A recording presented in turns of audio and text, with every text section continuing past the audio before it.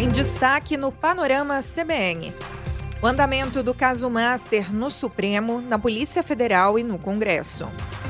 A agenda de Lula na Coreia do Sul e a expectativa pelo julgamento dos mandantes da execução de Marielle Franco. Panorama CBN.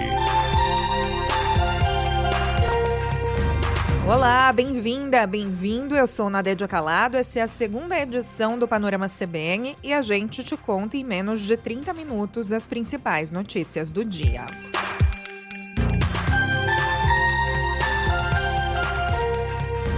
A gente grava essa edição em meio à expectativa para uma reunião do ministro do Supremo Tribunal Federal, André Mendonça, com delegados da Polícia Federal para fazer um balanço das investigações sobre o caso do Banco Master.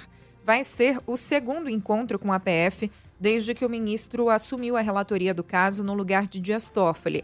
A reunião foi pedida pelo ministro, que na semana passada determinou sigilo sobre o caso e que os delegados envolvidos não repassem informações à cúpula da Polícia Federal, o que teria gerado um clima de mal-estar dentro da corporação. Nem o diretor-geral da PF, Andrei Rodrigues, poderia acessar o material apurado pelos delegados que ele chefia. Em outra ponta da Praça dos Três Poderes, o senador Carlos Viana, do Podemos, deu uma coletiva de imprensa sobre os próximos passos da CPMI das fraudes no INSS. Ele diz que pretende recorrer contra a decisão do STF, que tornou opcional a ida do banqueiro Daniel Vorcaro, dono do Master, à comissão. O relator entendeu que, como investigado, a participação seria opcional, enquanto os parlamentares defendem que ele é testemunha e, assim, a presença seria obrigatória. O senador também disse que ainda não recebeu oficialmente os documentos aos quais a CPMI teve acesso sobre o caso.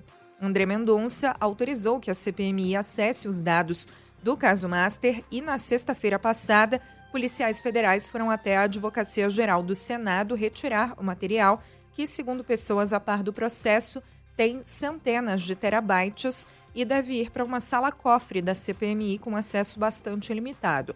Só lembrando, o caso do Master e o caso das fraudes do INSS se esbarram na suspeita de que o Master fraudou empréstimos consignados para aposentados e pensionistas do INSS, mais de 250 mil contratos irregulares. E outro lembrete, parlamentares ainda tentam instalar uma CPI ou CPMI só para o escândalo do Master, mas, por enquanto, a proposta não avançou na fila de pedidos.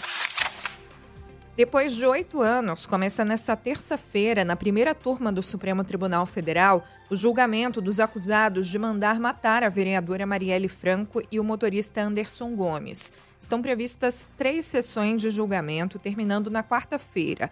O relator é o ministro Alexandre de Moraes. Os 3 acusados estão presos desde março de 2024. São os 2 irmãos Domingos Brazão, conselheiro do Tribunal de Contas do Rio, e Chiquinho Brazão, ex-deputado federal, além do ex-chefe da Polícia Civil do Rio, Rivaldo Barbosa.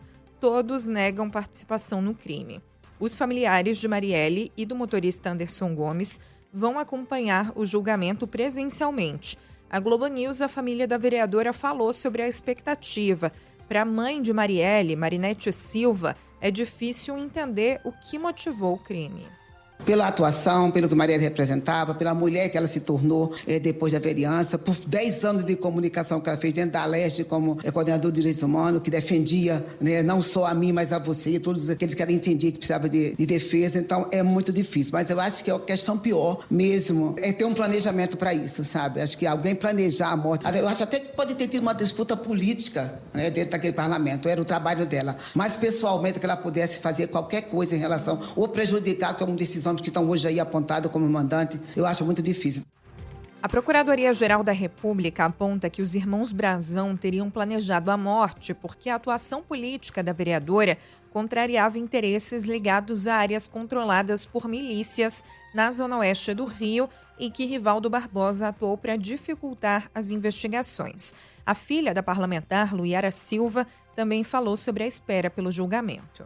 É um dia difícil, não sei se conforta a condenação, mas acho que é o mínimo de acalento, conforto e justiça seria se a mãe estivesse aqui. A gente está em busca da justiça plena, enfim, esse acalanto para a família, mas com a certeza que na quarta-feira, no final da tarde, a gente vai estar minimamente aliviado. Marielle e Anderson foram mortos a tiros em março de 2018 no centro do Rio. A investigação federal foi retomada em 2023 e teve como base a delação do ex-policial militar Rony Lessa, autor dos disparos. Ele e Elcio de Queiroz, também ex-policial militar, apontado como motorista do dia do crime, já foram condenados e cumprem a pena. O caso chegou ao Supremo porque Chiquinho Brazão era deputado federal na época do homicídio, mas ele perdeu o mandato por faltas.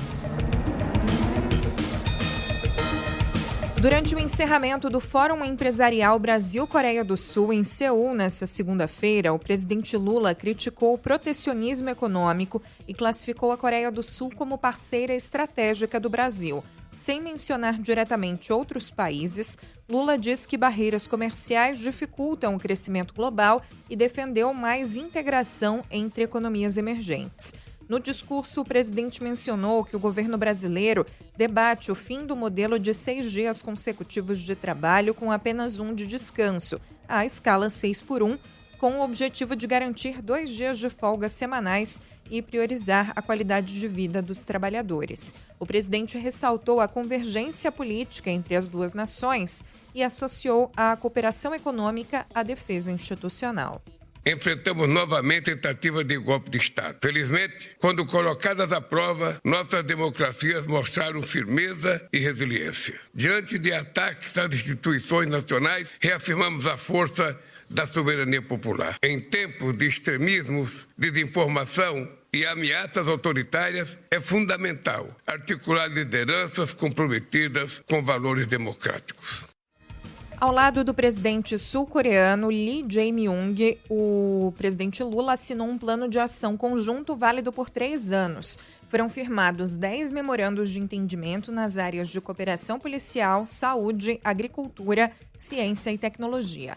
Na agenda econômica, Lula destacou a retomada das negociações de livre comércio entre o Mercosul e a Coreia do Sul, paralisadas desde 2021, além do avanço de tratativas sanitárias para viabilizar a exportação de carne bovina brasileira ao mercado sul-coreano. O presidente também convidou o líder asiático para participar de um encontro global em defesa da democracia que vai ser realizado em Barcelona em abril. Na área de inovação, Lula anunciou acordos mirando a construção do primeiro hospital inteligente do Brasil, projeto previsto para São Paulo, inspirado em modelos tecnológicos adotados pelos sul-coreanos. Destaque também para a situação no México. A presidente do país, Claudia Sheinbaum, informou que não tem mais bloqueios em estradas nesta segunda-feira. Ela também diz que os voos cancelados para o México, em especial alguns para a cidade turística de Puerto Vallarta, devem ser totalmente restabelecidos até essa terça. Desde domingo, o estado de Jalisco teve 65 bloqueios em rodovias federais e estaduais e vias urbanas estratégicas depois da morte do narcotraficante Nemésio Oseguera Cervantes, conhecido como El Mencho, chefe do cartel Jalisco Nova Geração. Ex-policial, El Mencho era considerado um dos criminosos mais violentos do país. Os Estados Unidos ofereciam recompensa de 15 milhões de dólares, o equivalente a 77 milhões de reais, por informações que levassem à captura do narcotraficante. Autoridades dos Estados Unidos disseram que forneceram informações complementares que contribuíram para o sucesso da operação. A presidente do México confirmou esse apoio, mas disse que a equipe que fez a operação era totalmente mexicana. Todas as operações são realizadas pelas forças federais. Não há participação das forças dos Estados Unidos na operação. O que há é muita troca de informações. Uma onda de violência atingiu o México desde a morte do criminoso. Pelo menos 73 pessoas morreram até o momento em que a gente grava essa edição, de acordo com autoridades. Entre eles, 25 membros da Guarda Nacional, um guarda de segurança e um cidadão que morreram em ataques retaliatórios. 30 membros do cartel foram mortos pelas forças de segurança. Mais de 70 pessoas foram presas em 7 estados. Há registros de incêndios de veículos e ataques a postos de combustíveis e outros estabelecimentos comerciais. O exército mexicano informou que foram apreendidos armamentos e veículos blindados e que entre as armas havia algumas capazes de derrubar aeronaves e destruir carros blindados. O tradutor Edmundo de la Madrid, que mora em Guadalajara, capital do estado de Jalisco, disse que ainda existem áreas da cidade em que as pessoas estão convivendo com medo. Por exemplo, na periferia, estamos falando das partes de fora da cidade, que ficam bem perto das estradas, as estradas estaduais, estradas nacionais, etc. Acho que aí as pessoas ainda ficam estão ficando um pouquinho mais resguardadas, né? Segundo o Ministério da Defesa mexicano, El Mencho morreu na cidade de Tapalpa, no estado de Jalisco. Depois de sofrer ferimentos graves durante a operação, ele não resistiu durante a transferência de avião para a cidade do México.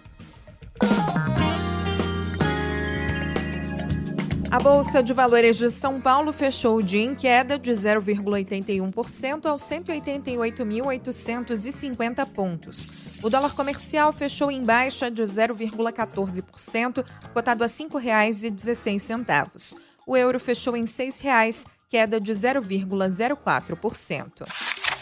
E a projeção da taxa básica de juros da economia brasileira para o encerramento de 2026 recuou de 12,25% para 12,13%. A estimativa está no Boletim Focus divulgado pelo Banco Central. Na reunião do fim de janeiro, o Comitê de Política Monetária manteve a Selic em 15% pela quinta vez seguida. É o nível mais alto dos últimos 20 anos. Apesar disso, o Copom indicou que pode dar início ao ciclo de queda no próximo encontro, que está marcado para março.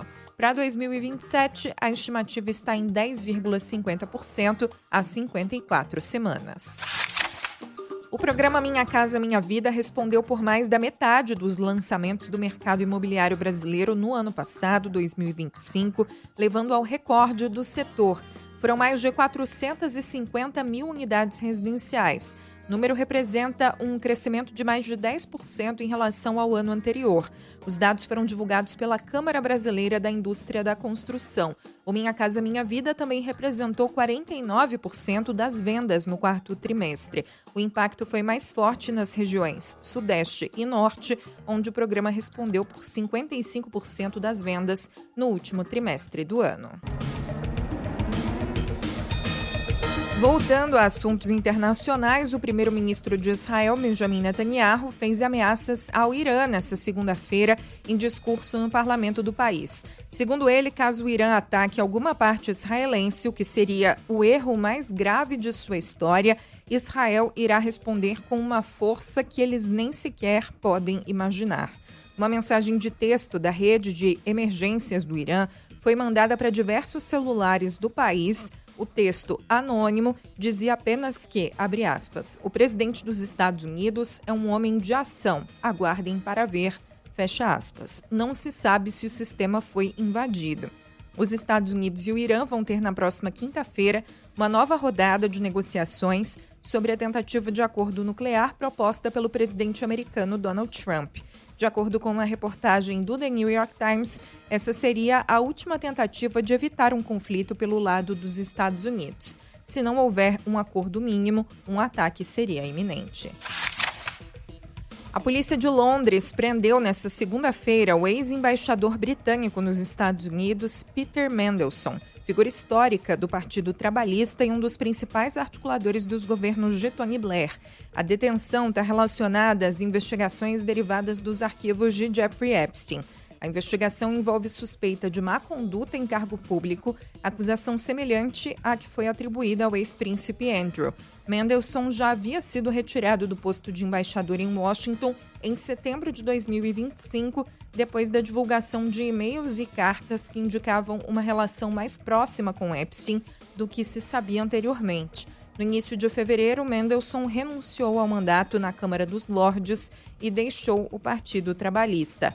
O governo do primeiro-ministro Keir Starmer já havia anunciado a destituição dele do cargo diplomático e estuda a retirada de seu título vitalício. Em nota anterior, Mandelson afirmou que se arrepende de ter conhecido Epstein e reconheceu que manteve a relação por mais tempo do que deveria. Documentos tornados públicos pelo Congresso americano incluíam mensagens e um texto em que o financista se referia ao britânico como meu melhor amigo. De acordo com os investigadores, as suspeitas se concentram em 3 frentes. A primeira envolve o suposto compartilhamento de informações governamentais sensíveis com Epstein.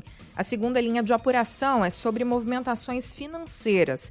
Registros indicariam pagamentos de $75 mil feitos por Epstein a contas ligadas a Mendelssohn ou a seu parceiro, o empresário brasileiro Reinaldo Ávila da Silva. E o terceiro eixo reúne elementos que apontam proximidade pessoal entre os dois, incluindo fotografias divulgadas pela imprensa e trocas de mensagens de teor amistoso. Lembrando que o ex-príncipe Andrew foi preso na quinta-feira sob suspeita de má conduta em cargo público. Ele enfrenta acusações de ter enviado informações confidenciais do governo para o criminoso sexual condenado Jeffrey Epstein enquanto trabalhava como enviado comercial. Panorama CBN.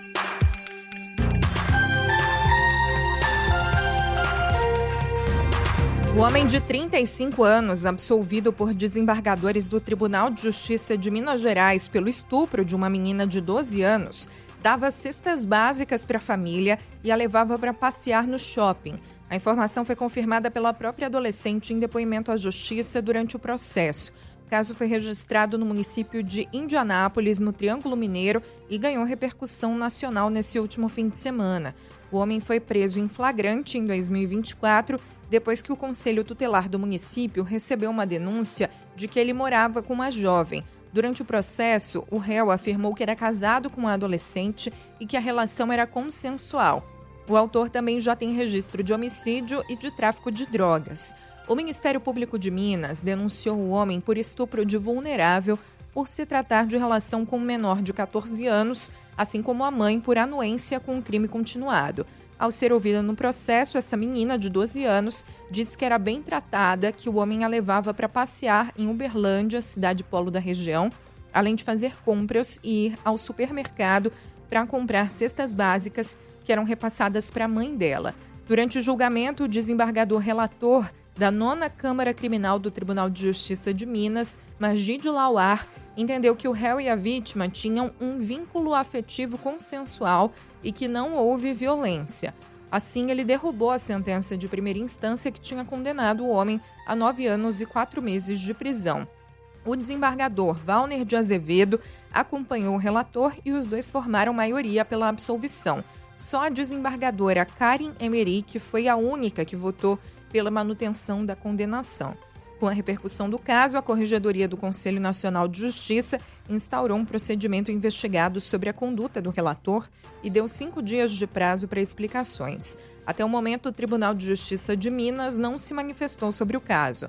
O Ministério Público também informou que acompanha a menina e estuda providências.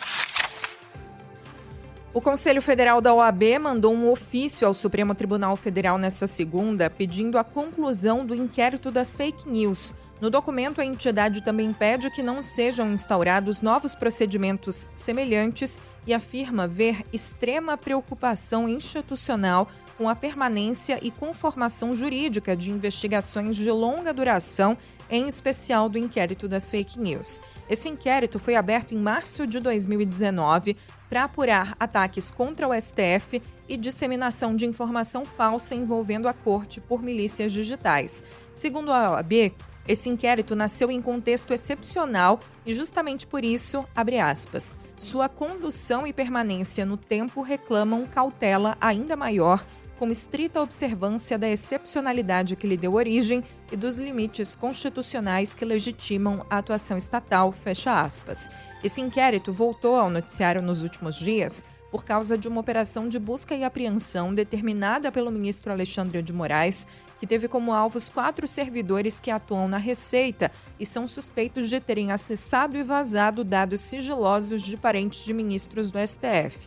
A OAB enfatiza no ofício que a defesa da democracia não se esgota na repressão a ataques institucionais, que ela se completa com a observância estrita do devido processo legal, da ampla defesa, do contraditório e da liberdade de expressão. Para Tedney Moreira, professor de Direito Penal do IBMEC Brasília, a apuração aberta por tempo indefinido gera uma sensação de insegurança jurídica e de abuso de poder. É preciso que o Estado realize, sim, uma persecução para fins de investigação da prática de eventuais ilícitos penais, civis ou administrativos, mas que essa investigação não seja eterna, que haja um termo e a punição adequada, eventualmente, daqueles que tiverem indícios da prática de algum ilícito. Uma investigação em aberto e indefinida apenas gera uma sensação constante de insegurança jurídica, não traz uma garantia da execução da justiça pelo judiciário e provoca, por consequência, uma reação negativa da sociedade. O ofício apresentado pela OAB tem o apoio do Conselho Federal e dos presidentes das 27 seccionais da entidade, então mostrando aí uma união da classe. O documento ressalta a necessidade de proteção às garantias constitucionais da atividade jornalística e às prerrogativas da advocacia. A entidade concluiu o ofício pedindo uma audiência com o presidente do STF, Edson Fachin, para expor os argumentos sobre o tema. E o ministro do STF, Alexandre de Moraes, prorrogou por 20 dias o prazo para que o governo do Rio de Janeiro envie à Polícia Federal todas as imagens da mega operação que deixou 122 mortos. O governo estadual deverá enviar as gravações feitas das câmeras usadas pelos agentes de segurança durante a operação e os exames cadavéricos das vítimas. Essa ação, lembrando, nos complexos da Penha e do Alemão, aconteceu em outubro do ano passado e se tornou o confronto mais letal já registrado no país. O filho do ex-presidente Jair Bolsonaro, Carlos Bolsonaro, disse que as coisas no PL estão meio desencontradas e que todas as peças parecem se encaixar para deixar o pai cada vez mais isolado. Jair Bolsonaro, lembrando, o ex-presidente está preso cumprindo pena por tentativa de golpe de Estado. A reação do ex-vereador nas redes sociais veio depois de uma declaração do presidente do PL, Valdemar Costa Neto, de que Bolsonaro não define sozinho os candidatos para as eleições desse ano e que as listas de apoio do ex-presidente são, na verdade, palpites. Valdemar disse à CBN que o acordo sempre foi que Bolsonaro indicaria candidatos ao Senado e que ele próprio indicaria os governadores. A sugestão, segundo Valdemar, foi feita pelo próprio Bolsonaro. O líder do PL no Senado, Carlos Portinho, confirmou à CBN o acordo e disse que a prioridade é ter um número maior de aliados no Senado. Bolsonaro é responsável, e ele sempre disse, todos sabem, pelas indicações ao Senado e o partido, as indicações ao governo. E assim deve acontecer, tendo o Flávio como articulador do presidente Bolsonaro. Realmente, o presidente precisa, e disse, conversamos sobre isso quando visitei, eleger aqueles ao Senado, não só para que a gente tenha a maioria, mas aqueles alinhados com ele que não tenham rabo preso, senão nada adiantará. Em resposta, Carlos ressaltou que foi orientado que Bolsonaro faria uma lista de pré-candidatos que ele apoiaria tanto ao Senado como aos governos estaduais e que o PL poderia dar uma força, inclusive, em outras situações. E acrescentou que considera estranha a repetição de fatos como esse, segundo ele, de forma acentuada. Em outra publicação, Carlos disse que o PL está organizado para atacar os filhos de Bolsonaro. Essa outra foi uma reação à fala do ex-assessor do deputado federal Nicolas Ferreira, que usou um trecho de um vídeo do ex-deputado federal Eduardo Bolsonaro para aumentar as tensões entre os dois. No sábado, depois de visitar Bolsonaro na prisão, Nicolas disse que Eduardo não está bem, dizendo que ele e Michele Bolsonaro estão com amnésia porque ainda não declararam apoio a Flávio Bolsonaro à presidência. O influenciador Ítalo Santos e o marido dele, Israel Vicente, conhecido como Euro, foram condenados pela Justiça da Paraíba por produção de conteúdo pornográfico envolvendo adolescentes. Ítalo Santos foi condenado a 11 anos e 4 meses de prisão e o marido a 8 anos e 10 meses. Os dois estão presos desde agosto. A sentença apontou que os adolescentes vítimas foram inseridos num ambiente artificial e controlado, comparável a um reality show, no qual eram expostos a um contexto adulto e a situações consideradas de risco extremo. Além da pena de prisão, a Justiça fixou indenização por danos morais no valor de R$500 mil, considerando a extensão dos danos e a capacidade econômica dos condenados, além de 360 dias multa. A defesa afirmou que vai recorrer e classificou a denúncia como preconceituosa.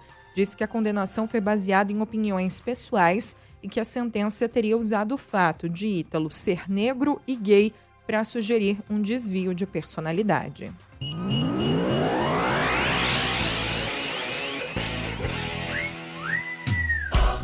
A UEFA anunciou a suspensão provisória por uma partida do jogador do Benfica denunciado por racismo pelo brasileiro Vinícius Júnior do Real Madrid. Com a decisão, Gianluca Bresciani não poderá participar do jogo da volta entre os dois times pela Liga dos Campeões. A partida está marcada para quarta-feira na Espanha. No primeiro confronto, o Real Madrid venceu por 1-0. Depois de marcar o gol da vitória da equipe espanhola, Vini Júnior comemorou com uma dança perto da bandeirinha de escanteio e até foi punido com cartão amarelo.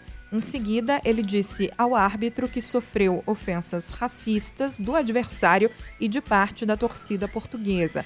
O juiz acionou o protocolo antirracismo e o jogo ficou parado por 10 minutos antes de ser retomado.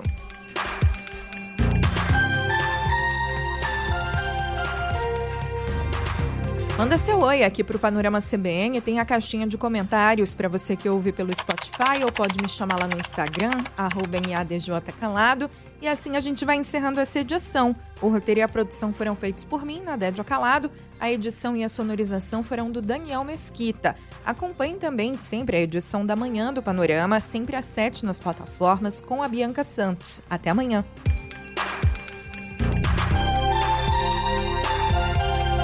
Panorama CBN. As principais notícias do dia em menos de meia hora.